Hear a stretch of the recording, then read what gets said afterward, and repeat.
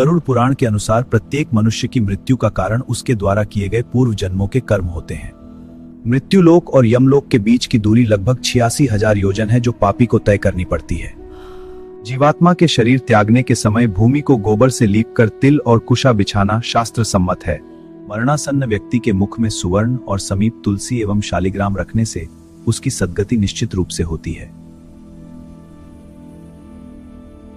मृत शरीर के 9 द्वारों पर सुवर्ण की डंडी रखने का विधान आत्मा की पवित्रता के लिए बताया गया है। पुत्र को अपने पिता के शव को स्वयं कंधे पर उठाकर श्मशान तक ले जाना सर्वश्रेष्ठ धर्म माना गया है। चिता के निर्माण के लिए सदैव चंदन, तुलसी और पलाश जैसी पवित्र लकड़ियों का ही प्रयोग करना चाहिए। मृत्यु के समय प्राण कंठ में आने पर पापी व्यक्ति का स्वरूप अत्यंत बीभत्स और डरावना हो जाता है। यमदूत पापी जीवात्माओं को पाश में जकड़कर प्रताड़ित करते हैं, जबकि पुण्यात्माओं को देवदूत सुखपूर्वक ले जाते हैं। यमराज पापियों के लिए प्रलयकारी मेघ के समान भयंकर हैं और उनका वर्ण गहरे अंजन पर्वत जैसा है। वे भैंसे पर सवार होकर लोहे का दंड और पाश धारण किए हुए पापियों के मन में भय उपजाते हैं। अंगूठे के आकार की जीवात्मा यमलोक के मार्ग में अपने मोह और पापों को याद कर बहुत रोती है। यमदूत पापी जीव को कुंभीपाक जैसे भयानक नरकों का भय दिखाकर निरंतर आगे की ओर धकेलते रहते हैं। कठिन मार्ग पर चलते हुए जीव को आभास होता है कि उसने अपना बहुमूल्य मनुष्य जीवन व्यर्थ गंवा दिया। पापी जीवात्मा स्वीकार करती है कि उसके सुख और दुख का असली कारण उसके अपने ही दुष्कर्म है। जीव विलाप करता है कि उसने कभी दान नहीं दिया। दाब करते जीव का चेहरा।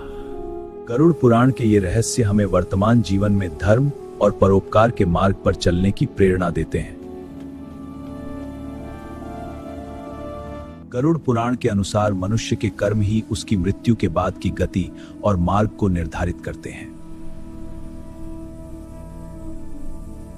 स्त्री हो या पुरुष, अधार्मिक आचरण करने पर यमलोक के मार्ग में अत्यंत भीषण कष्ट भोगने ही पड़ते हैं। यमदूतों की प्रताड़ना सहते हुए पापिनी स्त्री को अपने व्यर्थ गंवाए हुए मनुष्य जीवन का गहरा आभास होता है। वह विलाप करते हुए कहती है कि सुख और दुख का असली दाता कोई अन्य व्यक्ति नहीं होता।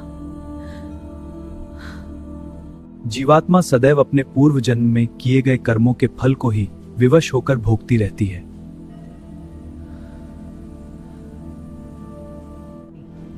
मेरे द्वारा किए अपराध क्षमा योग्य नहीं है।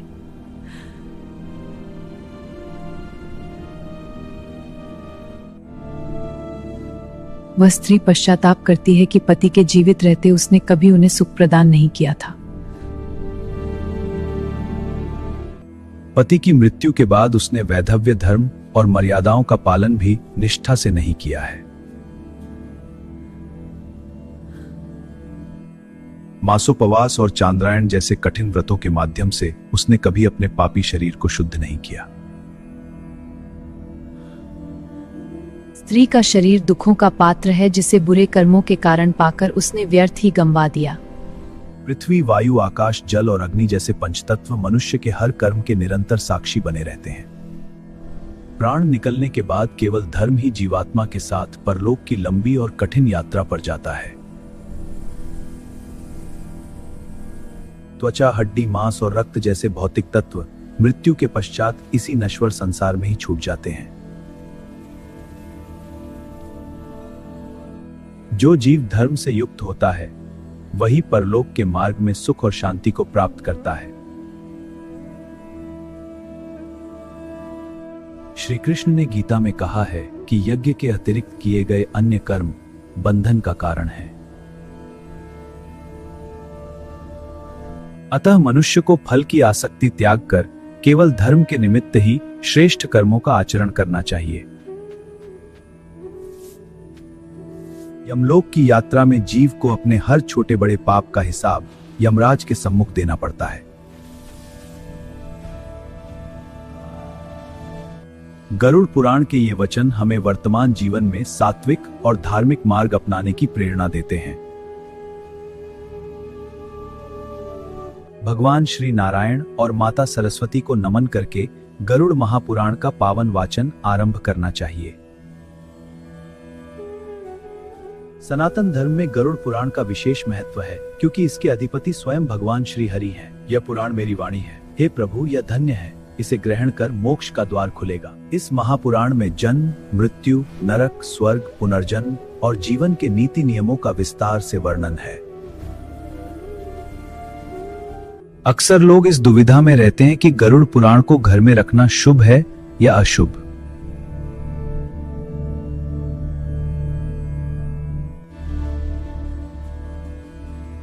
समाज में भ्रांति है कि इसे केवल किसी की मृत्यु के बाद ही पढ़ना चाहिए, जो सर्वथा अनुचित है। सत्य तो यह है कि गरुड़ पुराण मोक्ष प्राप्ति और ज्ञान अर्जन का एक अत्यंत पावन साधन है। इस महापुराण को घर में रखने और पढ़ने से नकारात्मक शक्तियों और बुरी ऊर्जा का विनाश होता है। भगवान विष्णु ने स्वयं कहा है कि जो व्यक्ति इस पुराण का पाठ करता है वह धर्मार्थी बनता है। काय की बात धर्मार्थी बनता है। धन की इच्छा रखने वाला अर्थ पाता है और कामना रखने वाले की सभी इच्छाएं पूर्ण होती हैं। मोक्ष की इच्छा रखने वाले जिज्ञासु को इस पुराण के श्रवण से परम पद की प्राप्ति होती है।